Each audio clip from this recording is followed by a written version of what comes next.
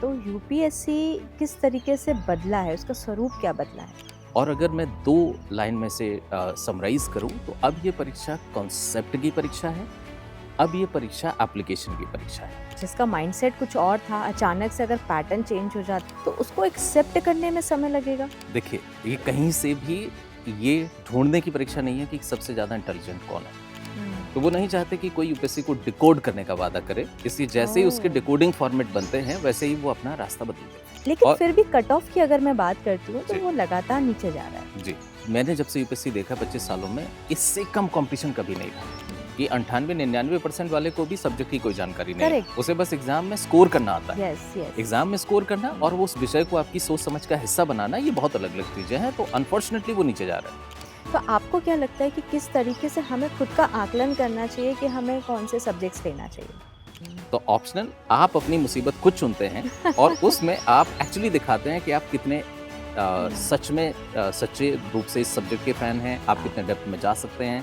या हम बोलते हैं कि एमपी बोर्ड से आप पास आउट हो या किसी भी स्टेट के बोर्ड से पास आउट हो और आप सीबीएसई से पास आउट हो, तो क्या इसका डिफरेंस भी आता है सिलेक्शन में?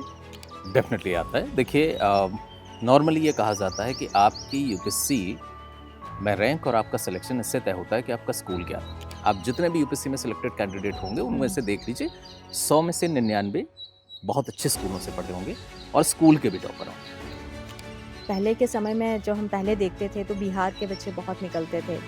आज भी वही है क्या या कुछ बदला है स्वरूप? देखिए 3 अलग-अलग फ़ेज़ जैसे मैंने बात की 2010 के पहले ये परीक्षा बिहारियों की परीक्षा थी। 2010 से अचानक चेंज आया और नॉर्थ पट्टी एकदम साफ़ हो गई। लेकिन 2020 के बाद से ये रिज़ल्ट फिर चेंज हो गया। अपना जितने बच्चे मध्य प्रदेश से सेलेक्ट हुए हैं, उनका एक सम्मान समारोह रखा है, तो 60 से ज़्यादा बच्चे मध्य प्रदेश से सेलेक्ट हुए हैं। चीज़ बहुत बारीकी से देखने वाली है और वो ये कि इनमें से कोई भी हिंदी मीडियम नहीं है। ये कुछ और भी करेगा तो बहुत अच्छा करेगा, मतलब शायद ये ना हुँ। कर पाए, मुझे ऐसा लगता जी। है। आजकल हमने क्या है कि एक तो बच्चों की मर्ज़ी जो है उसे सपोर्ट करना शुरू कर दिया है। हाँ। अरे भाई वो 16-17 साल की उम्र में कुछ भी डिसाइड नहीं कर पाता, एग्जैक्टली। कपड़े डिसाइड नहीं कर पाता, खाना डिसाइड नहीं कर पाता, ऑर्डर करने में उसे टाइम लगता है। वो अपना बराबर। करियर कैसे डिसाइड कर सकता है? इस मामले में एक्चुअली टीचर्स का, पेरेंट्स का रोल बहुत बड़ा होता है। बस कोई हम्म। रील देख कर के पागलपन उसके अंदर आ गया, उसने कोई ग्लैमर देख लिया जो कि एक्चुअल में होता भी नहीं सिविल सर्विसेज़ के साथ। कितने समय का खुद को समय दें, मतलब 1 साल 2 साल 3 साल, कई बार लोग तो। यूपीएससी की तैयारी में आपके सवाल का सीधा जवाब मैं दूँ तो ये है। अगर मैं बात करती हूँ यूपीएससी की तैयारी को लेकर, तो लोगों का मानना होता है कि दिल्ली जाएंगे तो वहाँ पे बेहतर कोचिंग मिलेंगी। तो ज़रूरी है कि दिल्ली जाएंगे तो ही सिलेक्शन होगा? हमेशा ये कहावत है कि दिल्ली जाए बिना आप यूपीएससी में सेलेक्ट नहीं होते हैं, हाँ। पर ये कहावत पूरी तरह से सही नहीं है। आपको 2-3 चीज़ें मैं आपको बताऊँगा कि पहली चीज़ कौन-कौन सी गलत चीज़ें हैं जिसके लिए आप दिल्ली जा रहे हैं और आप निराश होंगे। कहूँगा कि फिर दिल्ली के पास एक बहुत अच्छी चीज़ ज़रूर है और वो ये है कि देश में किसी भी शहर में तैयारी करने वाले लोग एक साथ एक जगह इतनी बड़ी संख्या में नहीं रहते जितने दिल्ली में रहते तो हैं। इससे क्या फ़ायदा? कि लोग पहले तैयारी करने दिल्ली जाते थे। मैं कहूँगा जब आपकी अब तैयारी हो जाए तब आप तब दिल्ली जाओ। जाएँ। ओके। अच्छा, लाइफ में प्लान भी लेकर चलना ज़रूरी होता है, लेकिन यूपीएससी में प्लान भी लेकर चलना कितना ज़रूरी होता है? तैयारी शुरू करें, उससे पहले प्लान बी रेडी कर लेना। अच्छा। दूसरा तैयारी के दौरान प्लान बी के बारे में सोचना। तीसरा तैयारी खत्म करके प्लान बी को बेहतर तैयार करना। विकल्प क्या है? और प्लान बी सबसे अच्छा ये होता है कि बट फिर भी अगर बच्चे का खुद का सपना है यूपीएससी क्रैक करना, तो उसको डमी स्कूल लेना चाहिए या रेगुलर जो 11th-12th में होते हैं वो स्कूल चलेगा? ये सबसे बड़ा पाप है। डमी स्कूल और डमी कॉलेज इस समाज में एक बुराई की तरह, एक नशे की तरह डिक्लेयर कर दिए जाने अच्छा। चाहिए और इनके ऊपर रोक लग जानी चाहिए, इनके ऊपर बुलडोज़र चल जाना चाहिए। विश्वास मानिए, तो गलती से भी इनकी तरफ नहीं जाना चाहिए और अब तक कोई सेलेक्ट नहीं हुआ जो डमी स्कूल और डमी कॉलेज में। अगर मैं इंटरव्यू की बात करूं, तो इस बार इंटरव्यू पे बड़े सवाल उठे हैं। इस पे आप क्या कहेंगे?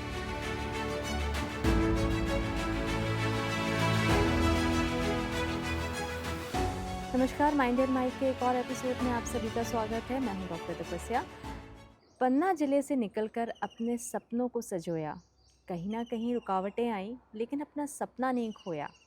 जी हाँ, कई बार ऐसा होता है कि हम अपने बहुत सारे सपनों को देखते हैं लेकिन पूरा नहीं कर पाते, लेकिन वही सपना आगे ले जाना और दूसरों के सपनों को पूरा करना भी उसी के लगभग बराबर होता है या उससे ज़्यादा होता है। ये एक ऐसी कहानी मैं आपको बता रही हूँ जिसको हम सब जानते हैं, भोपाल या मध्य प्रदेश। अगर मैं बात करती हूँ तो हर एक यूपीएससी की तैयारी करने वाला लक्ष्मी शरण मिश्रा जी को ना जाने ऐसा संभव नहीं है और आज हमारे बीच में है। और आज का जो विषय बहुत ख़ास है, तो सबसे पहले हम स्वागत करते हैं लक्ष्मी शरण मिश्रा जी आपका हमारे थैंक यू पॉडकास्ट मैम। में। थैंक जैसे कि मैंने बोला कि आपने अपने सपने देखे और ये शायद सबके साथ होता था, वो जनरेशन वो एरा ऐसा था कि हम अपने सपने देखते थे, नहीं होते थे तो दूसरों के सपने पूरे करने लगते थे। आप पन्ना से भोपाल आए, आपने भी सपना देखा यूपीएससी क्रैक करेंगे। 2001 से आपकी जर्नी शुरुआत हुई, 25 साल लगभग ये निकल गया है। तो यूपीएससी किस तरीके से बदला है, उसका स्वरूप क्या बदला है? 25 साल में अगर मैं कहूँ तो लगभग 3 फेजेस रहे यूपीएससी के। मतलब 2000 मैं पैटर्न की थोड़ी सी अगर मैं बात करूँ तो 2009-10 तक यूपीएससी बिल्कुल मेहनत की परीक्षा थी, इन्फॉर्मेशन की परीक्षा थी। और ये कहा जाता था गांव कस्बे में भी कि अगर बच्चा मेहनती है तो वो यूपीएससी क्रैक कर लेगा, सब सलाह हाँ। भी देते थे और 2010 तक लोग निकले भी। जिसके पास बहुत ज़्यादा मेहनत करने की क्षमता है वो फैक्ट याद कर लेगा, वो यूपीएससी क्रैक कर लेगा। हुँ, 2010 से ये परीक्षा में एक अलग अप्रोच जुड़ा और वो था अवेयरनेस की परीक्षा।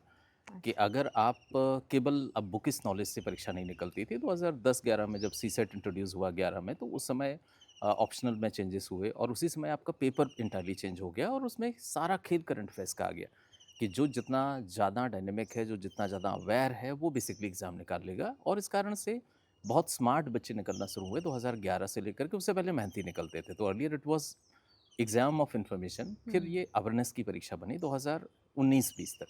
2019 से इस परीक्षा ने एक और टर्न ले लिया है और अब चूँकि बहुत ज़्यादा अवेयरनेस का काम नहीं है हुँ, और अवेयरनेस आजकल एआई वगैरह के ज़माने में, कोचिंग्स के ज़माने में सबके पास है। तो हुँ। अब इन्होंने सारा फोकस जो है उसको चेंज करके इंडिविजुअलिटी पे कर दिया है और कॉन्सेप्ट पे कर दिया है, या यूँ कहें कि एप्लीकेशन पे कर दिया है। तो अब वो कहते हैं कि तुम्हें सब कुछ पता है, तुम्हें तुम्हें दुनिया की हर जानकारी तुम्हें रट्टा हुआ है, तो भी तुमसे एक क्वेश्चन नहीं बनेगा अगर तुम उस नॉलेज का एप्लीकेशन नहीं कर पाओगे।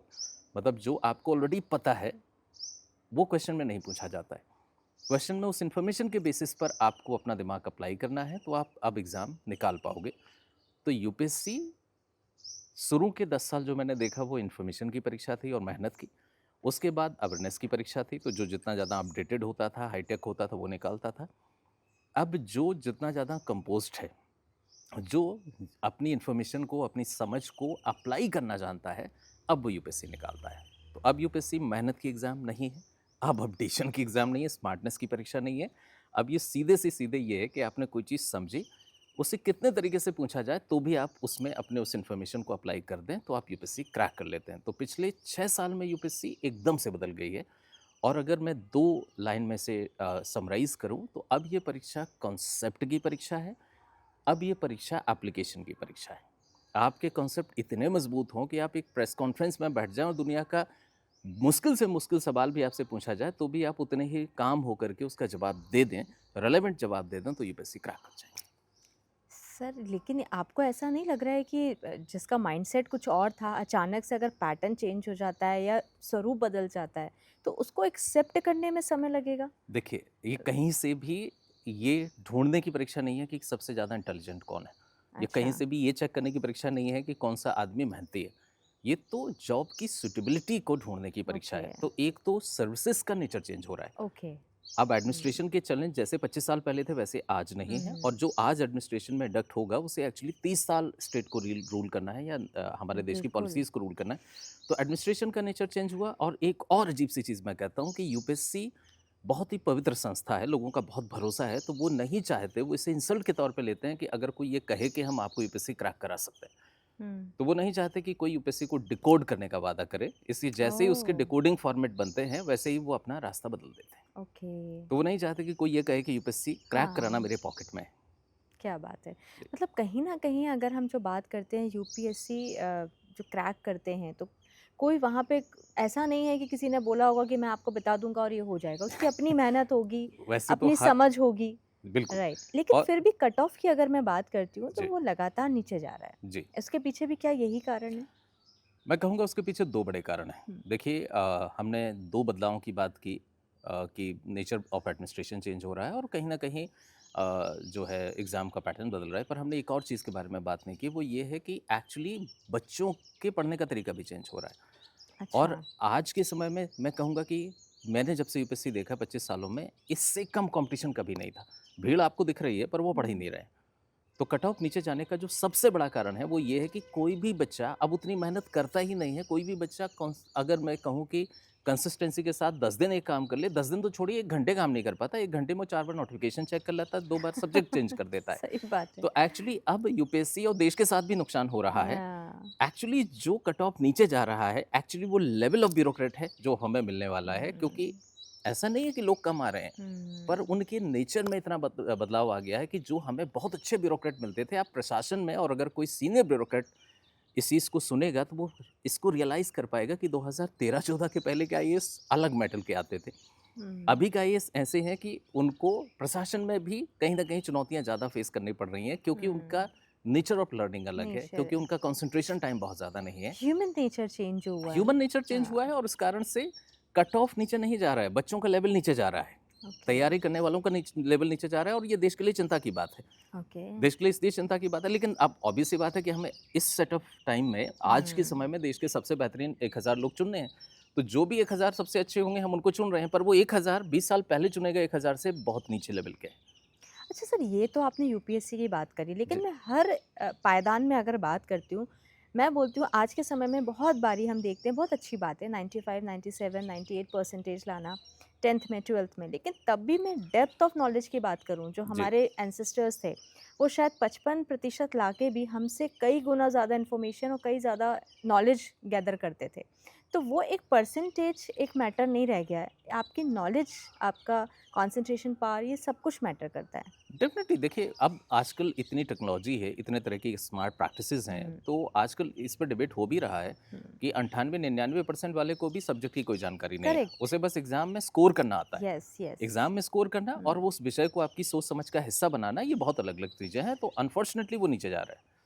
अच्छा, जब हम ऑप्शनल सब्जेक्ट की बात करते हैं, जैसे आपने बोला कि हर 2 घंटे में सब्जेक्ट चेंज कर देते हैं, तो आपको क्या लगता है कि किस तरीके से हमें खुद का आकलन करना चाहिए कि हमें कौन से सब्जेक्ट्स लेना चाहिए?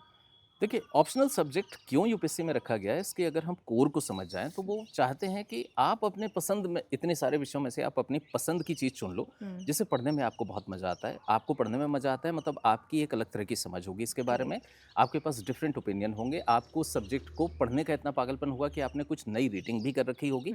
तो वो आपको चैलेंज देते हैं। बहुत कम ऐसे होते हैं ना जो कहते हैं कि आप चुन लो कि आपको किस चीज़ में अच्छा परफॉर्म करना है। तो हाँ। ऑप्शनल आपकी अपनी पसंद का सब्जेक्ट होता है, जिसको पढ़ने में आपको बहुत पागलपन होता है, जो एक ऐसा विषय होता है जिसमें आप, चूँकि आपका पागलपन है इसलिए आप कुछ अलग पढ़ते हैं, कुछ अलग अप्रोच डेवलप करते हैं, आपकी अंडरस्टैंडिंग कुछ अलग होती है, इस कारण से आपके उत्तर में कुछ अलग दिखता है। तो मैं रिपीट करूँगा, नंबर 1 ऑप्शनल केवल ये जज करने के लिए है कि आप एक्चुअली जिसे अपना फ़ेवरेट चीज़ मानते हैं, उसमें आप कितने इन्वॉल्व हो रहे हैं।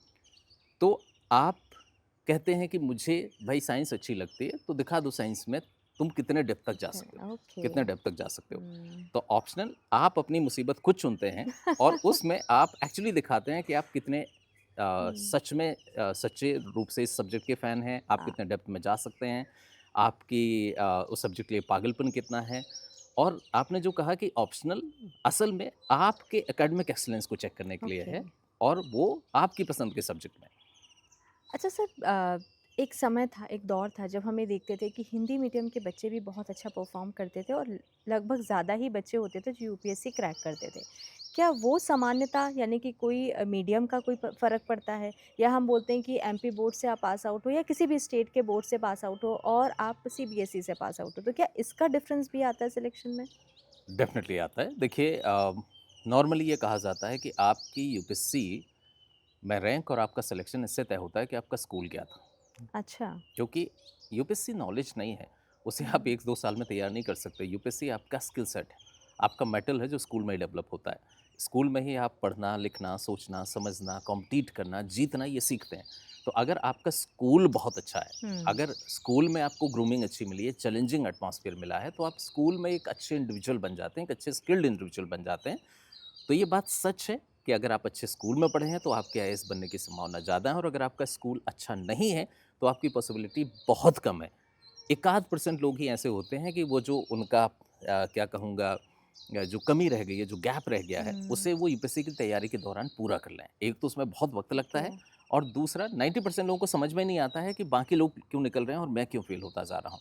तो यहाँ दो अलग अलग पक्ष हैं। पहली चीज़ तो ये है कि आपका स्कूल एक्चुअली डिसाइड करता है कि आपका यूपीएससी में सिलेक्शन होगा या नहीं होगा। दूसरा, बोर्ड कहीं ना कहीं ये डिफाइन कर देते हैं स्कूल का लेवल किस तरह का है। ओके। और तीसरा, मीडियम भी कहीं ना कहीं डिफाइन कर देता है कि नंबर एक वो स्कूल किस तरह का है, नंबर दो आपके साथ पढ़ने वाले बच्चे किस तरह के हैं। तो बहुत अच्छा स्कूल यूपीएससी में सिलेक्शन की गारंटी होता है, और ये ओपन टेस्ट है। आप जितने भी यूपीएससी में सिलेक्टेड कैंडिडेट होंगे उनमें से देख लीजिए 100 में से 99 बहुत अच्छे स्कूलों से पढ़े होंगे और स्कूल के भी टॉपर होंगे। क्या बात है! मतलब ये कई बार ऐसा होता है कि हमको लगता है 12th के बाद अपनी तैयारी करेंगे, पर यहाँ पे डिसीजन बहुत पहले हो जाता है। सबकॉन्शियसली भी कहीं न कहीं हम उसको मान लेते हैं कि अब हम निकलेंगे कि नहीं वो निकलेंगे। 12 साल केवल सिलेबस नहीं है, 12 साल ऐसा यस। आपको बनाने का प्रोसेस है। उन 12 सालों में आपका स्किल डेवलप होना है, आपकी जीतने की भावना डेवलप होना है, आपकी इंडिविजुअलिटी डेवलप होना ग्रेट। है, और वही आपकी पर्सनैलिटी है। कंटेंट तो सबके पास एक जैसा है। बिल्कुल। अच्छा, पहले के समय में जो हम पहले देखते थे तो बिहार के बच्चे बहुत निकलते थे। साउथ इंडियंस के जो बच्चे होते थे साउथ इंडिया की तरफ जाते हैं तो वहाँ के बच्चे बहुत निकलते थे। आज भी वही है क्या या कुछ बदला है स्वरूप? देखिए, 3 अलग-अलग फ़ेज़ जैसे मैंने बात की। 2010 के पहले ये परीक्षा बिहारियों की परीक्षा थी। बिहार के अच्छा। लोग निकलते थे और उत्तर प्रदेश के लोग निकलते थे। 2010 से पहले उनकी परीक्षा थी। 2010 से अचानक चेंज आया और हुँ। नॉर्थ पट्टी एकदम साफ हो गई। नॉर्थ पट्टी एकदम साफ हो गई, मतलब उत्तर प्रदेश, बिहार, राजस्थान, मध्य प्रदेश के सिलेक्शन एकदम से नीचे गिर गए और साउथ एकदम से राइज़ कर गया। उसका कारण ये था कि वो अवरट ज़्यादा होते हैं, वो स्मार्ट प्रैक्टिसेस में उस्ताद होते हैं, क्योंकि वो प्रोफ़ेशनल कोर्सेज़ करके आते हैं। तो मैं कहूँगा कि पिछले लगभग 10 साल में साउथ ने रूल किया है यूपीएससी को। और आप मध्य प्रदेश के कैडर के आईएएस अधिकारी देख लीजिए, एक बैच में अगर 10 आईएएस होंगे तो उसमें से 6 साउथ इंडियन आईएएस अधिकारी होंगे। मध्य प्रदेश ओके। में साउथ इंडियन आईएएस अधिकारियों का, आईपीएस अधिकारियों का अच्छा खासा बोलबाला है। लेकिन 2020 के बाद से ये रिजल्ट फिर चेंज हो गया। 2020 के आसपास से इनफैक्ट अभी मध्य प्रदेश ने अपना जितने बच्चे मध्य प्रदेश से सेलेक्ट हुए हैं उनका एक सम्मान समारोह रखा है, तो 60 से ज़्यादा बच्चे मध्य प्रदेश से सेलेक्ट हुए हैं। ओके। अगर 1000 में 60 से ज़्यादा मध्य प्रदेश से सेलेक्ट हो रहे हाँ। हैं, यूपी और बिहार में भी यही हाल है, राजस्थान इससे भी ऊपर है। तो ओके। नॉर्थ सेलेक्ट फिर से हो रहा है, लेकिन इसमें एक चीज़ बहुत बारीकी से देखने वाली है, हुँ। और वो ये कि इनमें से कोई भी हिंदी मीडियम नहीं ओके। है। ये नॉर्थ इंडियन, हुँ। लेकिन और ये हिंदी सब वाले लोग नहीं हैं। इंग्लिश सब में। इंग्लिश वाले हैं, सब बेहतरीन स्कूल कॉलेजेस से पढ़े लोग हैं। हुँ। तो हिंदी मीडियम का परसेंटेज बहुत तेज़ी से डिप कर रहा है, बहुत तेज़ी से नीचे गिर रहा है, पर नॉर्थ इंडिया का रिप्रेजेंटेशन फिर से वापस आ गया। अब साउथ इंडिया बहुत ज़्यादा नहीं सेलेक्ट हो रहा है, और उसका एक बड़ा कारण ये भी है कि साउथ में मेजरली बच्चे प्रोफेशनल कोर्सेज में जाते हैं, इंजीनियरिंग हुँ। में जाते हैं, हुँ। मेडिकल करते हैं, मैनेजमेंट की तरफ जाते हैं। और साउथ में चूंकि कॉर्पोरेट अपॉर्चुनिटीज़ बहुत ज़्यादा हैं, इसलिए अब हुँ। साउथ में बहुत बच्चे यूपीएससी की तैयारी करते हुए आपको दिखेंगे भी नहीं। मतलब पूरे साउथ में अब आपको कोई बड़ा इकोसिस्टम नहीं दिखेगा, कोई सेंटर नहीं दिखेगा, कोई कोचिंग नहीं दिखेगी। आपको कहीं भी यूपीएससी की तैयारी करने वाले कोई बच्चे नहीं दिखेंगे, क्योंकि वो कॉर्पोरेट की तरफ जाने लगे हैं। तो साउथ का इंटरेस्ट वीक हुआ है, नॉर्थ का इंटरेस्ट बहुत ज़्यादा बढ़ा है। नॉर्थ अपना पोजीशन रीगेन कर रहा है, इनफैक्ट बढ़ा रहा है। नॉर्थ से कभी इतने सिलेक्शन नहीं हुए जितने इस समय हो रहे हैं, पर अनफॉर्चुनेटली उनमें से हिंदी वाले नहीं हैं। अच्छा, कई बार मैं देखती हूँ, मैं जब मिलती हूँ बच्चों से तो मैं पूछती हूँ आप क्या कर रहे हो? तो उनका कहना होता है यूपीएससी की तैयारी कर रहे हैं। बट समहाउ मुझे अंदर से फ़ील होता है कि ये कुछ और भी करेगा तो बहुत अच्छा करेगा। मतलब शायद ये ना हुँ, कर पाए, मुझे ऐसा लगता जी। है। तो क्या आपको ऐसा लगता है कि ये जो बच्चे का सिलेक्शन होता है कि हम यूपीएससी में तैयारी करें, ये सफिशिएंट होता है सोचना सिर्फ़? नहीं, देखिए सिंपल सी चीज़ ये होती है कि एक 16-17 साल के बच्चे को नहीं समझ में होती है, समझ नहीं आता कि कौन-सी चीज़ उसके लिए ठीक होगी, वो हुँ। किस तरह का व्यक्ति है। और आजकल हमने क्या है कि एक तो बच्चों की मर्ज़ी जो है उसे सपोर्ट करना शुरू कर दिया है। हाँ, अरे भाई, वो 16-17 साल की उम्र में कुछ भी डिसाइड नहीं कर पाता, एग्ज़ैक्टली, कपड़े डिसाइड नहीं कर पाता, खाना डिसाइड नहीं कर पाता, ऑर्डर करने में उसे टाइम लगता है। वो अपना बराबर। करियर कैसे डिसाइड कर सकता है? इस मामले में एक्चुअली टीचर्स का, पेरेंट्स का रोल बहुत बड़ा होता है। तो पहली चीज़ तो ये है कि वो जो करियर डिसाइड करेगा उसे यूपीएससी करना है, हुँ। यूपीएससी को समझे बिना डिसाइड कर रहा है, खुद को समझे बिना डिसाइड कर रहा है। बस कोई हुँ। रील देख करके पागलपन उसके अंदर आ गया, उसने कोई ग्लैमर देख लिया जो कि एक्चुअल में होता भी नहीं सिविल सर्विसेज के साथ। अच्छा। तो गलत चीज़ देख करके गलत लोग गलत तरीके से यूपीएससी की तैयारी कर रहे हैं 90% लोग। और एज़ अ मेंटर, अगर मेरा बस चले तो मैं उनको एक-एक बच्चे को बुला करके कहूँ कि बेटा दूसरी फील्ड में जाओ, तुम उसमें बहुत चमक बेहतर जाओगे। करोगे, यहाँ यस। पर एक सबसे बड़ी सच्चाई ये है कि लगभग-लगभग 10 लाख लोग अप्लाई करते हैं हुँ। और सिलेक्शन 1000 का होना है। उसमें से भी अगर हम आईएएस को देखें तो केवल 150 होने हैं। मतलब हुँ। 10 लाख लोगों में से 1000 सेलेक्ट होना है। बाकी 10 लाख लोगों में से बाकी 9,99,000 लोगों को अपने जीवन में कुछ और और ही करना है। करना है, करेक्ट है। हुँ। और वो कभी इस बारे में सोचते नहीं हैं, इसलिए पूरी ज़िंदगी यूपीएससी से फेल हुआ बच्चा आपको डिप्रेस, परेशान, स्ट्रगल करता हुआ दिखेगा, करेक्ट है। तो गलत मोटिवेशन देख करके गलत लोग जो है यूपीएससी की तरफ आ रहे हैं। कोई अच्छा समाज सेवा करे कि एक बच्चे के साथ बैठे और उन्हें करेक्ट। बताए कि तुम यूपीएससी नहीं कुछ और काम करने के लिए बने हो, हम्म। और ये कहीं से भी तुम्हारी हार नहीं है। हमारे देश में एक टैग और लग गया कि अगर आप आईएएस में सेलेक्ट नहीं हुए तो आप ज्ञानी नहीं हो। आईएएस एक जेनरिक जॉब है, क्लैरिकल जॉब है, एक सही। बाबू की नौकरी है। आप उससे बेटर करने के लिए भी बने हो सकते हैं। तो कोई उन्हें समझाता नहीं। हमने इस जॉब को इतना ग्लैमराइज कर दिया है कि हर राइट। एक बच्चा आता है और हर साल लाखों लोग इस जर्नी में आकर के अपनी पूरी जिंदगी भर का डिप्रेशन मोल ले लेते हैं, जबकि वो दूसरे किसी फील्ड में जाते। शायद हमें इतने बड़े स्टार्टअप के फाउंडर्स मिल जाते हैं, हमें इतने अच्छे यस। इंजीनियर्स मिल जाते हैं, बिल्कुल। डॉक्टर्स मिल जाते हैं, या बहुत अच्छे अकाडमिशियंस मिल जाते हैं, लेकिन उन्होंने यूपीएससी को चुना और वो बर्बाद हो गए। ऐसा नहीं है कि वो यूपीएससी के लायक नहीं थे, एक्चुअली यूपीएससी उनके लायक नहीं था, करेक्ट करेक्ट। उन्हें कुछ और बड़ा करना चाहिए था। बिल्कुल बराबर है, इस बात से मैं बिल्कुल सहमत हूँ, क्योंकि कई बार हम देखते हैं कि वो बच्चे एंटर करते हैं जो कुछ और बेहतर कर सकते जी। हैं। अब लेकिन अगर एंटर कर गए हैं, कितने समय का अब खुद को समय दें, मतलब 1 साल, 2 साल, 3 साल, कई बार लोग तो कई साल दे देते हैं। देखिए, यूपीएससी ने एक नेगेटिव चेंज ये कर दिया कि यूपीएससी में हमारे टाइम 4 अटेम्प्ट होते थे और हुँ। आपको 30 साल तक एग्ज़ाम दे हाँ, सकते थे। तो और कैसे मैं तो करें? ये कहूँगा कि ऐसी एंगेजिंग परीक्षा में अटेम्प्ट भी कम होने चाहिए। इसे 4 से भी यस। और घटाइए, 3 तक लाइए, 3 लाइए, और यस। बहुत स्ट्रिक्टली ये लागू कर दीजिए कि 27-28 के बाद आप यूपीएससी की तैयारी नहीं कर सकते। करेक्ट। यूपीएससी की तैयारी में आपके सवाल का सीधा जवाब मैं दूँ तो ये है कि यूपीएससी, अगर आपने 3 साल एग्ज़ाम दिया और आपका प्री भी नहीं निकला, तो यूपीएससी आपको डिज़र्व नहीं करता। समझ छोड़ दो उस जाओ, परीक्षा को, फेंक दो। समझ जाओ। समझ मैं जाओ कि ओके। यूपीएससी से कुछ बड़ा करने के लिए बने हो। ओह क्योंकि ग्रेट! अगर आपने मेहनत की, अपने तरीके से पूरी कोशिश कर ली, और फिर भी आपका प्री तक नहीं निकल पा रहा है, मतलब आप इससे कुछ बड़ा काम करने के लिए बने हैं, पर बच्चा ऐसा कर नहीं पाता क्योंकि उसने 3 अटेम्प्ट में अपनी पूरी मेहनत नहीं की होती है। उसे अंदर ही अंदर पता होता है कि पता मैं होता है। मक्कारी कर रहा था, मैं नालायकी कर रहा था, इसलिए वो 3 नहीं, वो सारे अटेम्प्ट यूज़ करता है। और जब आप 27-28 क्रॉस कर जाते हैं, तो आप जीवन में कुछ और नई चीज़ सीखने, कुछ और नया करने के करेक्ट। लायक ही नहीं बचते। तो आपके पास यूपीएससी या उसके इर्द-गिर्द की नौकरियों की कोशिश करने के अलावा और कोई ऑप्शन नहीं बचता है। तो मैं सीधा जवाब दूँगा कि अगर आप 27-28 के हो गए हैं, अगर आप 3 अटेम्प्ट दे चुके हैं और आपका एक भी अटेम्प्ट में प्री नहीं हुआ है, तो यूपीएससी आपको डिज़र्व नहीं करता है। आप किसी बड़े काम के लिए बने हैं। इमीडिएटली यूपीएससी की किताबें उठाओ, बाहर कचरे में फेंक दो और कुछ बेहतर करने की कोशिश करो। अगर मैं बात करती हूँ यूपीएससी की तैयारी को लेकर, तो लोगों का मानना होता है कि दिल्ली जाएँगे तो वहाँ पे बेहतर कोचिंग मिलेंगी, बेहतर नॉलेज मिलेगा, जो भी माइंडसेट रहता है। मैंने तो की नहीं है तो मुझे नहीं पता है लेकिन ऐसा सुना है। आपको क्या लगता है कि अगर मैं भोपाल की बात करती हूँ या ऐसे बहुत सारे ऐसे शहर हैं, इंदौर है, भोपाल है, मध्य प्रदेश के बहुत सारे ऐसे शहर हैं या दूसरे स्टेट्स हैं, तो ज़रूरी है कि दिल्ली जाएँगे तो ही सिलेक्शन होगा? दिल्ली, हमेशा ये कहावत है कि दिल्ली जाए बिना आप यूपीएससी में सेलेक्ट नहीं होते हैं, हाँ। पर ये कहावत पूरी तरह से सही नहीं है। 2-3 चीज़ें हैं, मैं इस पर बात करूँगा। पहली चीज़ तो ये है कि देखिए, दिल्ली पहले इसलिए लोग जाते थे क्योंकि जो किस मटेरियल से हमें पढ़ना है, कौन सा मटेरियल अच्छा होगा, कौन से टीचर से पढ़ना है, कौन सी कोचिंग बहुत अच्छी होगी, ये सारी चीज़ें केवल दिल्ली में मिलती थी। जब से ऑनलाइन रेवोल्यूशन आया है, हमारे पास इतना डेटा है, इतनी इन्फॉर्मेशन है, तो नंबर 1 कि आप गलत रीज़न से दिल्ली जा रहे हैं। आपको 2-3 चीज़ें मैं आपको बताऊँगा कि पहली चीज़ कौन-कौन से गलत चीज़ें हैं जिसके लिए आप दिल्ली जा रहे हैं और आप निराश होंगे। और यही कारण है कि दिल्ली जाने वालों की संख्या अच्छी खासी है, पर वहाँ रुकने वालों की संख्या केवल 10% है। अच्छा। ज़्यादातर बच्चा दिल्ली 1 महीने में छोड़ के वापस आ जाता है, क्योंकि दिल्ली वो जो सोच के गया था उसे दिल्ली में नहीं मिल रहा है। और जो दिल्ली से सिलेक्शन दिख रहे हैं, उनमें से दिल्ली में रह करके सेलेक्ट होने वालों की संख्या 10% भी नहीं है। एक्चुअली दिल्ली में ओह! बड़ी कोचिंग्स हैं। इस कारण से वो बच्चा हुँ। कहीं भी रह के अपने घर पर रह करके ऑनलाइन टेस्ट उनके दे देता है, उनके ऑनलाइन मॉक दे देता है, और वो ओके। दिल्ली से सिलेक्शन दिखते हैं। तो नंबर 1, दिल्ली जाना ज़रूरी है नहीं, वो मैं थोड़ा लेटर पक्ष में बताऊँगा, पर हुँ। जिन कारणों से आप दिल्ली जा रहे हैं, उसके लिए दिल्ली जाने की आवश्यकता नहीं है। दूसरी सबसे बड़ी चीज़, क्योंकि जो दिल्ली गए हैं, वो 1 महीने से ज़्यादा वहाँ रुकते नहीं, वो वापस आ जाते हैं। हर साल बच्चे वापस लौट आते हैं, 1 साल भी नहीं कोई टिकता है। क्योंकि दिल्ली वो जो सोच के जा रहे हैं, वो दिल्ली ऑफ़र नहीं कर रहा है, और दिल्ली से जो सिलेक्शन आपको दिख रहा है, उनमें से 10% भी दिल्ली में रह के सेलेक्ट नहीं हुए हैं। वो दिल्ली की कोचिंगों से ऑनलाइन जुड़े हुए यस, थे, यस। अलग-अलग शहरों में रह रहे हुँ। थे। तो पहली चीज़, जो सबसे बड़ा कारण जिसके लिए लोग दिल्ली जाते हैं, वो है एक्चुअली आजकल जो सेलिब्रिटी टीचर्स हैं, उनकी रील देख कर के उनको लगता है, खासतौर पे माँ-बाप को लगता है, माँ-बाप ज़्यादा अपने बच्चों को दिल्ली भेजते हैं, उनको लगता है कि भाई ये पर्टिकुलर टीचर मेरे बच्चे को बैठाएगा और उसको पढ़ाएगा।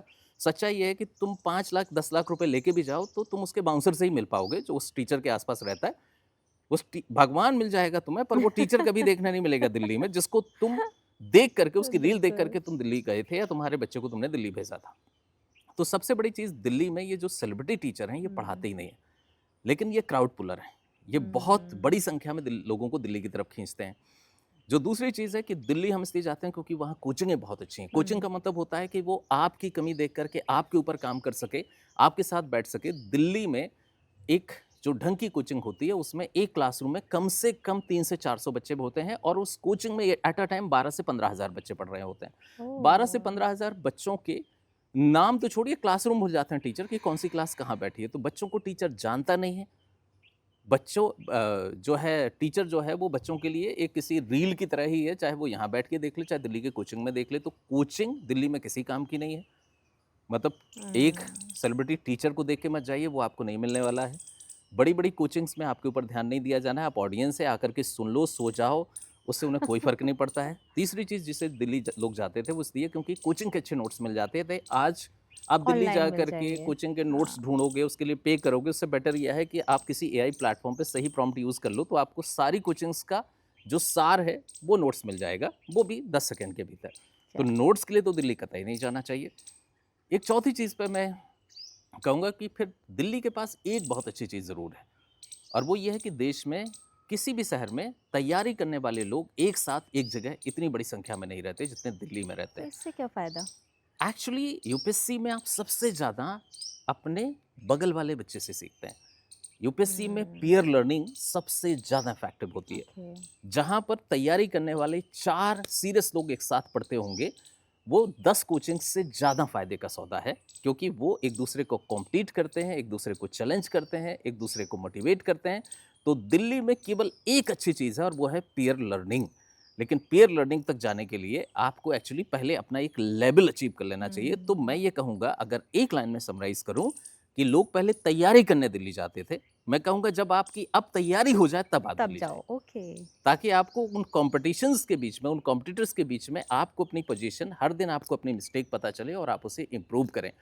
और हुँ। कोई भी कोचिंग वो नहीं सिखा सकती जो तैयारी करने वाले 4 बच्चे सिखा सकते हैं। तो एक नया ही कॉन्सेप्ट समझ में आया है। ये शायद हम एग्ज़ाम पीयर लर्निंग का है, इसमें हाँ। टीचर कुछ नहीं सिखा सकते अब आपको। अच्छा, लाइफ में प्लान बी लेकर चलना ज़रूरी होता है, लेकिन यूपीएससी में प्लान बी लेकर चलना कितना ज़रूरी होता है? देखिए 2 अलग-अलग चीज़ें हैं। पहली चीज़ ये होता है कि जब आप यूपीएससी की तैयारी शुरू करें, हुँ। उससे पहले प्लान बी रेडी कर लेना। अच्छा। दूसरा, तैयारी के दौरान प्लान बी के बारे में सोचना। हुँ। तीसरा, तैयारी खत्म करके प्लान बी को बेहतर तैयार करना। विकल्प क्या है? पहला बेटर विकल्प क्या है? मैं हुँ। कहूँगा बेटर विकल्प ये है कि आप पहले प्लान बी रेडी कर लीजिए, उसके अच्छा। बाद यूपीएससी में आइए। और प्लान बी सबसे अच्छा ये होता है कि आपने कोई अच्छी प्रोफेशनल डिग्री की हो, बहुत नामी इंस्टीट्यूट से कर ग्रेट। रखी हो, हुँ। और आपके पास ये कॉन्फिडेंस हो कि अगर ये नहीं हुआ तो मेरे पास इस सेक्टर में तो तो है। हमेशा अपॉर्चुनिटीज़ बनी रहेंगी। हुँ। तो प्लान बी का सबसे अच्छा तरीका ये है कि आप अपना कॉलेज बहुत अच्छा करके जाइए, नामी इंस्टीट्यूट हुँ। से अच्छी प्रोफेशनल डिग्री करके जाइए, जो कम से कम अगले 10 साल आपकी एम्प्लॉयबिलिटी को बना के रखे। कि हुँ। अगर आप यूपीएससी में फेल हो गए तो आपको जॉब मिल जाएगा। दूसरा, जब आप यूपीएससी की तैयारी कर रहे हैं तो आप यूपीएससी के अलावा कुछ भी नहीं सोच सकते, कुछ भी नहीं सोच सकते। तो ड्यूरिंग प्रिपरेशन आपको हुँ। प्लान बी के बारे में अगर आपने सोच भी लिया तो आप पाप कर रहे हैं। प्लान बी के बारे में क्या, यूपीएससी के अलावा दूसरे एग्जाम देने के बारे में भी सोच लिया तो आप पाप कर रहे हैं, आप भटक जाएंगे, आप यूपीएससी नहीं निकाल पाएंगे। तो फिर तीसरा पार्ट आता है कि अगर मान लीजिए कि मैंने बहुत अच्छा कॉलेज नहीं किया है, मेरे पास बहुत अच्छी प्रोफेशनल डिग्री नहीं है, हुँ। और अगर मैं यूपीएससी में फेल हो गया तो क्या करें? तो मैं सीधे कहूँगा 3 साल यूपीएससी को दीजिए, अगर नहीं होता है तो यूपीएससी छोड़िए, और आपके पास 27-28 साल में फिर भी मौका होता है कि आप कोई अच्छा एंट्रेंस एग्जाम क्रैक करिए, हुँ। किसी अच्छे इंस्टीट्यूट में जाइए, कैंपस लर्निंग कीजिए, और जो आपका गैप है इसे पूरा कर लीजिए। तो प्लान बी कॉम्पिटिटिव एग्जाम नहीं होना चाहिए, क्योंकि ओके। कॉम्पिटिटिव एग्जाम में आप फेल हो चुके हैं। वही चीज़ें आपको जो यूपीएससी में फेल कराती हैं वो पीएससी में भी कराएंगी, कांस्टेबल में भी कराएंगी, पटवारी में भी कराएंगी। तो अगर आप एक कॉम्पिटिटिव एग्जाम में नहीं पास हो पा रहे हैं तो बाकी कॉम्पिटिटिव एग्जाम को प्लान बी मत बनाइए। मतलब यह है, फिर आपको कोई ऐसी डिग्री होनी चाहिए जो आपको कॉर्पोरेट में, प्राइवेट सेक्टर में जॉब दिला दे। तो इधर आप कॉलेज सबसे बेस्ट ऑप्शन है कि आप अच्छा कॉलेज करने के बाद जाइए, और अगर वो नहीं कर पाए तो 27-28 साल तक मौका होता है कि किसी अच्छे कॉलेज में एडमिशन लीजिए और वहाँ से पीजी या कोई प्रोफेशनल डिग्री कर लीजिए। तो यूपीएससी अगर नहीं भी हुआ तो आप उससे बेटर ज़िंदगी जी सकें। ज़्यादातर सपने तो पेरेंट्स अपने देते हैं बच्चों को स्कूल में कि आपको ये करना है। बट फिर भी अगर बच्चे का खुद का सपना है यूपीएससी क्रैक करना, तो उसको डमी स्कूल लेना चाहिए? या रेगुलर जो 11-12 में होते हैं वो स्कूल चलेगा? ये सबसे बड़ा पाप है। डमी डमी स्कूल और डमी कॉलेज इस समाज में एक बुराई की तरह, एक नशे की तरह डिक्लेयर कर दिए जाने अच्छा। चाहिए और इनके ऊपर रोक लग जानी चाहिए, इनके ऊपर बुलडोज़र चल जाना चाहिए। विश्वास मानिए, कभी भी कोई भी बच्चा डमी स्कूल में पढ़ कर के या डमी कॉलेज में पढ़ कर के यूपीएससी तो छोड़िए, कोई भी एग्ज़ाम नहीं निकाल सकता और इन स्कूल में जाने के बाद उसका डिप्रेस होना, उसका ज़िंदगी भर परेशान रहना तय है। देखिए, क्योंकि बहुत अच्छे से समझिए, यूपीएससी तो इस देश की सबसे अच्छी परीक्षा है। करेक्ट। उस परीक्षा के लिए स्कूल आप में स्किल डेवलप करता है, कॉलेज आपके अंदर कॉम्पिटिटिवनेस डेवलप करता है। अगर आपने ना स्किल सीखी, ना आप में कॉम्पिटिटिवनेस ना आई, ना आप खुद को समझ पाए, जो कि कॉलेज में आप समझते हैं, तो आप यूपीएससी तो जीवन में कभी निकाल ही नहीं सकते। मैंने जैसा कहा कि किसी भी बच्चे को जो सेलेक्ट हुआ हो, उसे आप देख लीजिए। 1 उसका स्कूल नंबर 1 रहा होगा, 2 उसका कॉलेज ऐसा रहा होगा जो आसपास के हज़ारों कॉलेजेस से बेहतर होगा। बेहतर होगा, तो अगर ओके। आपका स्कूल अच्छा नहीं है, अगर आपका कॉलेज अच्छा नहीं है, तो आपके यूपीएससी में सिलेक्शन की संभावना बहुत ही कम होती है। मैं कहूँगा लगभग ना के बराबर होती है। तो मैं ये नहीं कह रहा हूँ कि आप डमी में जाइए, मैं तो ये कहता हूँ कि औसत स्कूल और औसत कॉलेज में पढ़ना भी पाप है। एक ही जीवन मिला है, अगर तुम औसत स्कूल और कॉलेज में पढ़ोगे तो भी तुम औसत ही रह जाओगे और औसत लोग इतनी एक्स्ट्राऑर्डिनरी परीक्षा नहीं निकाल सकते। या जीवन में कहीं भी चले जाइए, मुझे दुकान भी चलाना, मुझे बिजनेस भी रन करना बिल्कुल। है, तो मुझे एक्स्ट्राऑर्डिनरी होना चाहिए। हुँ। तो ऑर्डिनरी स्कूल, ऑर्डिनरी कॉलेज भी आपको ऑर्डिनरी बनाते हैं। डमी स्कूल और डमी कॉलेज तो आपको खत्म कर देते हैं। आप कुछ भी करने लायक नहीं बचते हैं। तो गलती से भी इनकी हुँ। तरफ नहीं जाना चाहिए और अब तक कोई सेलेक्ट नहीं हुआ जो डमी स्कूल और डमी कॉलेज में था। ओह! अगर मैं इंटरव्यू की बात करूँ, तो इस बार इंटरव्यू पे बड़े सवाल उठे हैं। इस पे आप क्या कहेंगे? देखिए, सोशल मीडिया का ज़माना है, हर कोई लिख लेता है, सोशल मीडिया पे बोल लेता है, तो आजकल किसी भी चीज़ को आप सवाल खड़े कर सकते हैं। आज के ज़माने में तो भगवान भी होते, तो उनके ऊपर भी लोग सवाल खड़े कर राइट। देते। यहाँ 3 महत्वपूर्ण पक्ष हैं। पहली चीज़ तो ये है कि हमारे देश में हम किसी भी चीज़ पे सवाल खड़े कर सकते हैं। इस बार एक थोड़ी-सी चीज़ गलत हुई है, या हुँ, यूँ कहें कि यूपीएससी पे सवाल खड़े करना गलत था और वो हुँ, इसलिए गलत हुआ क्योंकि लोग यूपीएससी को समझते नहीं। हुँ, इस बार कुछ अलग हुआ, उसके बारे में बात करते हैं। सामान्यतः यूपीएससी में इंटरव्यू में लोगों को, टॉपर को भी 160-70 से ऊपर नंबर नहीं मिलते थे। हुँ, पहली बार ऐसा हुआ कि करीब 200 से ज़्यादा लोगों को 200 से ज़्यादा नंबर मिल गए। मतलब एवरेज मार्किंग इंटरव्यू में जो पिछले सालों में होती थी, उससे 40 से 50 नंबर ज़्यादा हो गई। अब जब इंटरव्यू में आपने, और वो सबको ही सबकी हुई है, मतलब हुँ, ऐसा नहीं है कि किसी को आपने बहुत नीचे गिरा दिया और किसी को बहुत ऊपर पहुंचा दिया है। तो इंटरव्यू में इस साल बहुत रियायत से नंबर दिए गए हैं और जब बहुत दरियादिली से आप नंबर देते हैं, बहुत ज़्यादा नंबर बाँट देते हैं, हुँ, तो कई बार वो गैप बहुत ज़्यादा दिखता है कि किसी बच्चे को 230 मिल रहे हैं और किसी बच्चे को 130 मिल रहे हैं। तो उनको लगता है कि एक्चुअली कोई जानबूझ करके किसी पर्टिकुलर कास्ट, किसी पर्टिकुलर कम्युनिटी को पीछे करने के लिए ऐसी हरकत कर रहा है। अच्छा। और यही इस बार लोगों के ज़्यादातर दिमाग में ये चीज़ आई। पर विश्वास मानिए, 3 चीज़ें महत्वपूर्ण हैं। यूपीएससी के जो अभी बोर्ड हैं, जो बोर्ड होते हैं वो कोई ना कोई मेंबर या चेयरमैन उसे हेड करता है। यूपीएससी के जो अभी बोर्ड हैं वो रियल लाइफ से आए हुए लोग हैं, वो डिफेंस ओके। से आए हुए लोग हैं, वो फाइनेंस से आए हुए लोग हैं और वो एक्चुअली पर्सनालिटी को बहुत ज़्यादा वैल्यू कर रहे हैं आजकल। तो ओके। अगर आपकी पर्सनालिटी अच्छी है तो आपको अच्छे मार्क्स मिल रहे हैं, अगर आपकी पर्सनालिटी अच्छी नहीं है तो आपको मार्क्स नहीं मिल रहे हैं, क्योंकि ये पर्सनालिटी टेस्ट है, ये आपके ओके। नॉलेज का टेस्ट कतई नहीं है। तो नंबर 1, इस बार इंटरव्यू में बहुत ज़्यादा नंबर दिए गए हैं और ज़्यादा नंबर देने के कारण नंबर का वेरिएशन भी दिख रहा है। इसलिए लोगों को लग रहा है कि जानबूझ करके ऐसा वेरिएशन क्रिएट किया जा रहा है, पर सच्चाई ये है कि ये आपकी हुँ, पर्सनैलिटी का फ़र्क है। जिसको 230 नंबर मिले हैं और जिसको 130 मिले हैं, वो आप देख के बता सकते हैं कि इसको 130 मिले होंगे, इसको 230 मिले ओके। होंगे। क्योंकि बच्चे पढ़ाई करते समय, तैयारी करते समय ये तो ध्यान ही नहीं देते हैं कि तुम्हें वहाँ जाकर के रिसर्च पेपर नहीं लिखना है, तुम्हें लोगों के बीच जाके काम करना है। तो यस, तुम्हारी पर्सनैलिटी, तुम्हारे सोचने का यस। तरीका, तुम्हारी इंटीग्रिटी, तुम्हारा थॉट की यूनिटी, ये सब हुँ, क्लियर होना चाहिए। तो हुँ, इंटरव्यू में इसलिए इस बार वो हुआ। एक दूसरा पार्ट और मैं जो कहूँगा, और वो ये है कि हमारे देश में एक्चुअली इतने सारे लोग सोशल मीडिया में इन्फ्लुएंसर के तौर पे आ गए हैं और चूंकि यूपीएससी के बारे में हर कोई जानना चाहता है, हुँ, इसलिए यूपीएससी के बारे में जो सोशल मीडिया पर बातें कर रहे हैं उनमें से 99% लोगों ने ना तो कभी यूपीएससी दिया है और ना आज की यूपीएससी को वो 1% भी जानते हैं। तो जो हुँ, यूपीएससी के बारे में बात कर रहा है उसने यूपीएससी को देखा ही नहीं है और कम से कम 2025 और 26 की यूपीएससी को नहीं देखा। तो गलत हुँ। लोग गलत तरीके से यूपीएससी को इंटरप्रेट कर रहे हैं। मैं एक लाइन में समराइज करूं तो हमारे देश की सबसे पवित्र संस्था है जिसके इंटेंशन पर आप कभी डाउट नहीं कर सकते, क्योंकि मैंने इतने सालों में कभी उनको कोई गलत इंटेंशन के साथ कोई गलत काम करते हुए नहीं देखा। क्या बात है। आजकल बच्चे आर्ट्स की तरफ ज़्यादा रुझान दिखा रहे हैं, ह्यूमैनिटीज़ की तरफ ज़्यादा जा रहे हैं। आपको लगता है कि ये भी कहीं न कहीं यूपीएससी क्रैक करने में मदद कर सकता है? बिल्कुल नहीं। नहीं? बिल्कुल भी नहीं, लेकिन ये पागलपन है। ये भर-भर के पागलपन है। हमारे देश में आप चले जाइए तो मध्य प्रदेश में भी जो सबसे अच्छे कॉलेज होंगे, वहाँ सबसे ऊपर कट ऑफ जो है वो ह्यूमैनिटीज़ का जाएगा। हाँ, सबसे अच्छे स्कूल भी ह्यूमैनिटीज़ पढ़ाने लगे हैं। पहले ये सबसे ज़्यादा किनारे पे पड़ा हुआ, यस। बिल्कुल दलित सा विषय माना जाता था। कोई कोई भी जो है आर्ट्स ह्यूमैनिटीज़ लेता था, तो समाज में माँ-बाप बताते भी नहीं थे कि हमारा बच्चा पढ़ क्या रहा है। यस, हाँ। वो सिर्फ़ झूठा-झूठा साइंस और मैथ्स में बताते। तो देखिए 2-3 चीज़ें समझ लीजिए। बच्चों में एक गलतफ़हमी आई। उनको लगा कि जो उनका सिलेबस है यूपीएससी का वो आर्ट्स के सब्जेक्ट्स हैं। ये सच है कि जो सिलेबस है उसमें ज़्यादातर सब्जेक्ट्स जो हैं वो ह्यूमैनिटीज़ के हैं। ओके। आपका एक आध सब्जेक्ट साइंस को छोड़ दिया जाए तो हुँ। वो सारे सब्जेक्ट ह्यूमैनिटीज़ के हैं। तो बच्चों को लगता है कि जब हमें यही यूपीएससी के लिए पढ़ना है तो क्यों ना हम 11th-12th में भी आर्ट्स ले लें, क्यों ना हम कॉलेज में भी बीए कर लें। पर विश्वास मानिए, ह्यूमैनिटीज़ का सिलेबस है, पर ह्यूमैनिटीज़ पढ़ने वाले इस एग्ज़ाम को नहीं निकाल पाते हैं। मैं बहुत ओपन ये बात कह रहा हूँ हुँ। कि मध्य प्रदेश के किसी भी कॉलेज में जहाँ सबसे अच्छा पॉलिटिकल साइंस पढ़ाया जाता हो, वहाँ हुँ। का पॉलिटिकल साइंस ऑनर्स का टॉपर कभी पॉलिटिकल साइंस में यूपीएससी नहीं निकाल सकता।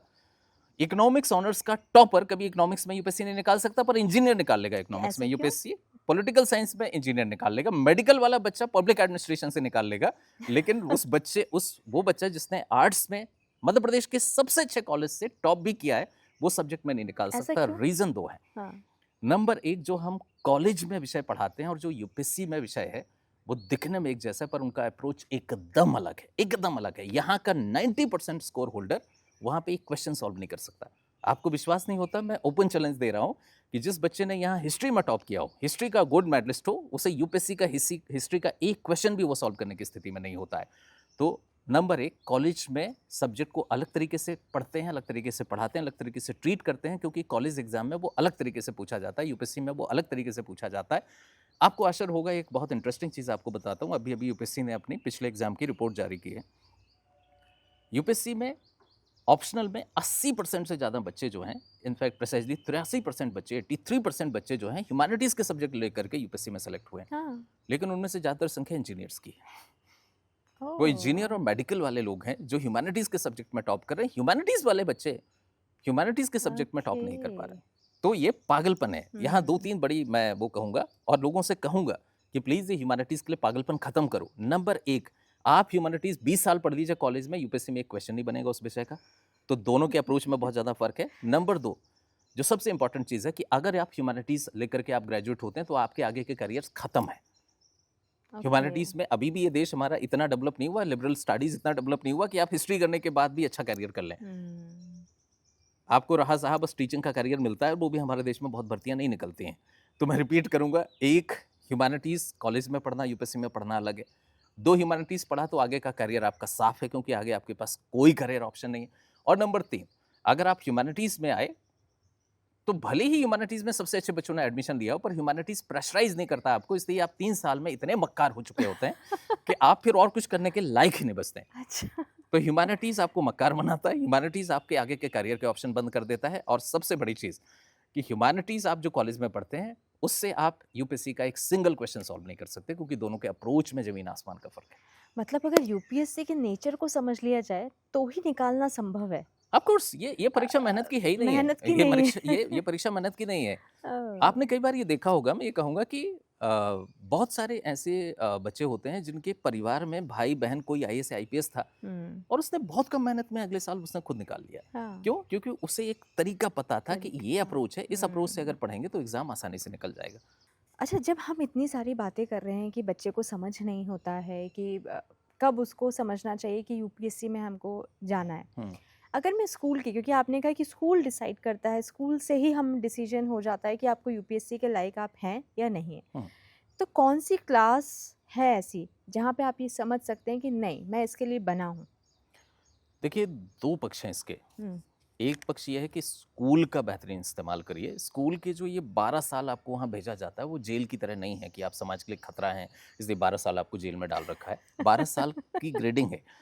5 साल आपको एक्चुअली दुनिया में वाव फैक्टर डेवलप करना होता है। तो ओके। शुरू के आपकी जो प्राइमरी एजुकेशन है, वो वाव के लिए होती है।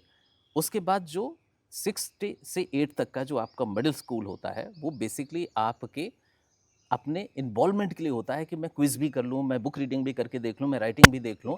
तो आपको अपने आप को ज़्यादा से ज़्यादा ट्रायल करना चाहिए, ज़्यादा से ज़्यादा एक्टिविटीज़ का हिस्सा बनना चाहिए। और विश्वास बनिए, जो 6 से 8 का साल है, ओके। मतलब वो जो 3 साल हैं, हर व्यक्ति जो बनता है वो हम्म। बेसिकली 10 से 14 साल की उम्र में बनता है। वो 10 से 14 साल में लोग कंजूसी करते हैं। और एक हमारे यहाँ एक और अजीब सा प्रेशर आ गया है कि उस टाइम पे लोग एकेडमिक पे फोकस करते हैं। आप कभी देख लीजिए, कभी भी 6, 7, 8 का सिलेबस ज़्यादा बड़ा नहीं रखा जाता, क्योंकि हम चाहते हैं कि बच्चा खूब डिबेट करे, खूब जम करके बोले, खूब जम करके क्विज करे, खूब जम करके रिसर्च करे। तो एक्चुअली स्किल डेवलप होती हैं 6 से 8 के बीच। और 6 से 8 में आपको सब ट्राई करना चाहिए, डांस से लेकर के क्विज तक, रिसर्च से लेकर म्यूजिक तक, सब कुछ ट्राई कर लीजिए। आपको क्या पता, अगर मान लीजिए कोई भी बड़ा सिंगर, यस। उससे उसके माँ बाप ने बोला होता कि गाना बहुत बुरा होता है, तो वो तो कभी सिंगर बन ही नहीं पाता। तो आपके अंदर छुपी असीम संभावनाएं कोई नहीं जानता जब तक कि आप उसे ट्राई करके ना देखें। तो बराबर। 6 से 8 ट्रायल होता है।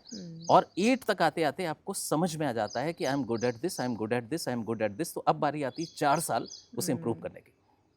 तो मैं ओके। कहूँगा कि स्कूल के जो ये 12 साल हैं, इनमें से 5 साल खुश होकर के दुनिया को देखो, समझो कि वाह किस ग्रह पे आ गया हूँ मैं, कितनी बढ़िया टेक्नोलॉजी, कितनी बढ़िया चीज़ें हैं। तो वो 5 साल वाव होता है। 3 साल ट्रायल के होते हैं, खुद को खोजने के होते हैं। वो खुद को खोज लोगे कि तुम इस चीज़ में अच्छे हो, इस चीज़ में खराब हो। फिर 4 साल 9, 10, 11, 12 एक्चुअली उस पर्टिकुलर स्किल को ग्रूम करने के लिए होते हैं।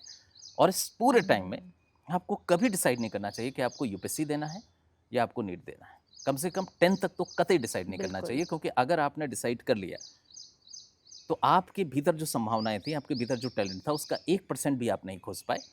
और एक पर्टिकुलर एग्जाम में अगर आप लग गए तो जो स्कूल की लर्निंग थी वो आपने उसका स्कोप खत्म कर दिया। तो दो अलग अलग पक्ष। एक, स्कूल में कभी डिसाइड नहीं करना चाहिए कि मुझे यूपीएससी करना है। अनफॉर्चुनेटली हमारे देश में 5th क्लास से भी यूपीएससी कोचिंगें चलती हैं। भोपाल में 1-2 दिल्ली की कोचिंगें चलती हैं, आप उनको देखोगे। क्या बात कर रहे हो आप यहाँ भोपाल में जो कुछ 1-2 यूपीएससी की कोचिंगें चलती हैं, दिल्ली से आई, आप उनमें देखोगे तो उनके बैच में 90% बच्चे 6, 7, 8 के दिखेंगे आपको। क्योंकि उस समय माँ बाप को कुछ ज़्यादा ही खुजली होती है कि मेरे बच्चे को आईएएस बनाना है और जल्दी बनाना है। और जो जितनी जल्दी वो बच्चों को कोचिंग में डाल देंगे, उतनी जल्दी आईएएस बन जाएगा। आईएएस बन क्योंकि ये जाएंगे। तो पायलट ट्रेनिंग की तरह है कि वाओ। जितनी जल्दी वो ट्रेनिंग करना शुरू कर देगा। यूपीएससी के सिलेबस में, यूपीएससी की रिक्वायरमेंट में एक चीज़ बहुत क्लियर है, और वो ये है कि जब तक आप ग्रेजुएट ना हो जाएं तब तक आप यूपीएससी ना दें। मैं कहूँगा जब तक आप ग्रेजुएट ना हो जाएं यूपीएससी की तैयारी भी ना करें। सर आज बहुत लोग नाराज होने वाले हैं, आप इतना ब्लंट जवाब दे रहे देखिए, खैर सच्चाई अगर लोगों को पता चले, नाराज भी हो जाए तो कोई फर्क नहीं पड़ता है। मुझे लगता है कोई ना कोई तो सच्चाई बोले। करेक्ट। देखो, कोचिंगों को हर एक बच्चा 2.5 लाख रुपए दिखता है, क्योंकि वो बच्चा उनको 2.5 लाख रुपए दे रहा है। पर एक्चुअली हम उस 2.5 लाख रुपए के चक्कर में उस आदमी की जिंदगी बर्बाद कर रहे हैं। एक लाइन में क्लियरली कहूँ, यूपीएससी का सिलेबस कोई 18 साल तक का बच्चा भी नहीं समझ सकता। उस सिलेबस को समझने के लिए कम से कम 21 साल की उम्र चाहिए। उस ओके। सिलेबस के हिसाब से खुद को, उस ज़रूरत के हिसाब से खुद को ढालने के लिए, खुद को ट्रायल करने के लिए, सोचना, समझना, लिखना, पढ़ना, इस सब के लिए 21 साल का मैच्योर दिमाग चाहिए। एक मैच्योर दिमाग अगर नहीं है तो वो यूपीएससी के सिलेबस को समझ नहीं सकता, उसके हिसाब से सोच नहीं सकता, उसके हिसाब से लिख नहीं सकता। तो पहले 21 साल के बन जाओ।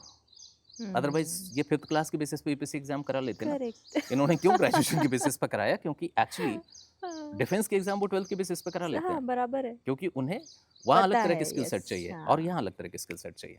अच्छा, हिंदी मीडियम बहुत तेजी से फेल हुआ है, सिस्टम एकदम कोलैप्स हुआ है।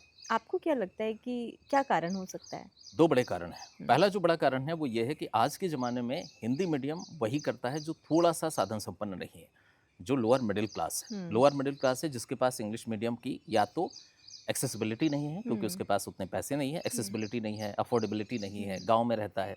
तो एक तो ये है कि हमारे हिंदी मीडियम के स्कूल, थोड़ा अजीब है कहना ये, पर अब उनमें वही बच्चे जा रहे हैं जो इंग्लिश मीडियम नहीं जा सकते, इंग्लिश मीडियम अफोर्ड नहीं ओके। कर सकते। और चूंकि वो बच्चे पहले ही अपने आप को हीन मान चुके हैं, अपने आप को मैं कहूँगा अंडर प्रिविलेज्ड मान चुके हैं, इस कारण से उन बच्चों में हीन भावना विकसित हो जाती है। तो पहली चीज़ तो ये कि हिंदी मीडियम बहुत अच्छे बच्चे नहीं कर रहे हैं, क्योंकि बहुत अच्छे स्कूल हिंदी मीडियम के हैं ही नहीं इस देश में। ओके। और हिंदी मीडियम स्कूल आपको सिखाते कुछ नहीं। हिंदी मीडियम का बच्चा आपको सारी बदमाशियां सीखता हुआ मिल जाएगा, पर हिंदी मीडियम में कभी वैसी एक्टिविटीज़ नहीं है, कभी वैसी ग्रूमिंग नहीं है जैसे इंग्लिश मीडियम स्कूल दे रहा है। ओके। तो नंबर 1 उसके अंदर हीन भावना है। नंबर 2, उसमें कभी भी अपने जो काउंटर पार्ट इंग्लिश मीडियम के बच्चे हैं उन लोगों जैसी स्किल सेट नहीं है। और सबसे बड़ी चीज़, तीसरी चीज़, उनमें से चूंकि उनमें सोचने समझने की क्षमता नहीं है, इसलिए हिंदी मीडियम का बच्चा इसलिए फेल हो रहा है क्योंकि 99% हिंदी मीडियम वाले बच्चे यूपीएससी को जानते ही नहीं, उनमें सोचने समझने की क्षमता ही नहीं है, उनको एग्जाम को समझने का वो नहीं है, तरीका नहीं आता है, वो पीवाई क्यू एनालाइज नहीं कर पाते हैं, इसलिए ये बाबाओं को ढूंढते हैं। हिंदी मीडियम की पूरी जो दुनिया है वो बाबाओं के पीछे भाग रही है। बाबा मतलब ऐसे लोग जो एक्चुअली बड़े बड़े टीचर हैं, सेलिब्रिटी टीचर हैं, वो उनको फॉलो करते हैं। और और तो रातों रात कुछ जादू हो जाएगा। रात हाँ। एग्जैक्टली हम्म, जिसमें स्किल नहीं है वो जादू की उम्मीद करता जादू, है, और अगर correct, मुझ में हाँ। क्षमता है तो मैं जादू नहीं, हाँ, अपने काम, अपने correct, कर्तव्य पे भरोसा करूंगा। हम्म, तो एक आखिरी अगर मैं कहूँ तो नंबर 1 हिंदी मीडियम का बच्चा जो है वो हीन भावना का शिकार है। हम्म, 2 उसमें कोई स्किल सेट नहीं है। तीसरा हम्म, उसमें सोचने समझने की क्षमता नहीं, इसलिए 90% बच्चा या 99% बच्चा यूपीएससी की तैयारी करे पर वो यूपीएससी को नहीं जानता है। हम्म, इसलिए वो आसान शिकार होता है उन लोगों का जो यूपीएससी के नाम पर अपनी दुकान चलाते हैं। और आखिरी सेंटेंस में कहूँगा, हम्म, आज की तारीख में 2026 में इस देश में एक भी ऐसी कोचिंग नहीं है हम्म, हिंदी मीडियम की जिसे आप यूपीएससी कोचिंग कह सकें। वो यूपीएससी कोचिंग के नाम पर कांस्टेबल का लेवल है।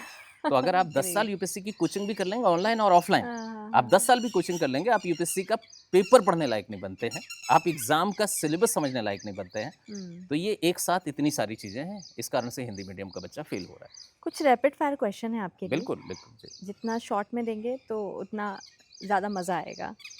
यूपीएससी की तैयारी एक होड़ है या चाह? पागलपन। ओके। यूपीएससी की तैयारी के साथ कॉलेज रेगुलर या डमी? 100% रेगुलर, और हर एक्टिविटीज में भाग लेना चाहिए। ओके। यूपीएससी क्रैक करने के लिए न्यूज़पेपर रीडिंग या सोशल मीडिया पर आने वाली इन्फॉर्मेशन? केवल न्यूज़पेपर रीडिंग, केवल न्यूज़पेपर रीडिंग, न्यूज़पेपर अकेले आपकी 90% तैयारी करा देगा। ओह। यूपीएससी में फेल होने की सबसे बड़ी 2 गलतियाँ? एक, हम यूपीएससी को क्रैक करने का कोई शॉर्टकट ढूंढ रहे हैं। हम्म, यूपीएससी को क्रैक करने का कोई शॉर्टकट नहीं होता है। और दूसरा, कोई भी आपको यूपीएससी में एग्जाम में सफल नहीं करा सकता, आपको अपनी मेहनत से, अपने अप्रोच से सफल होना है। तो एक, बाबाओं को ढूंढना, कोई भी कोचिंग, कोई भी टीचर आपका यूपीएससी क्रैक नहीं करा सकती, ओके। आप खुद करते हैं। इसी एग्जाम को खुद समझिए, खुद मेहनत करिए। और जो दूसरी है कि जो ज़रूरी मेहनत है उसे किए बिना आप यूपीएससी नहीं निकाल सकते। तो ना इसका कोई शॉर्टकट है, ना इसका कोई स्मार्टनेस है, और ना कोई ऐसा व्यक्ति है जो आपको यूपीएससी क्रैक करवा दे। इंटरव्यू में होने वाली सबसे बड़ी गलती? हम उसकी तैयारी आखिरी टाइम में करते हैं, ओके। और हम उसकी तैयारी करते हैं।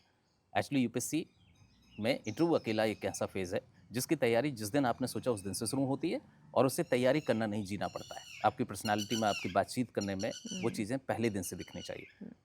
Okay, great.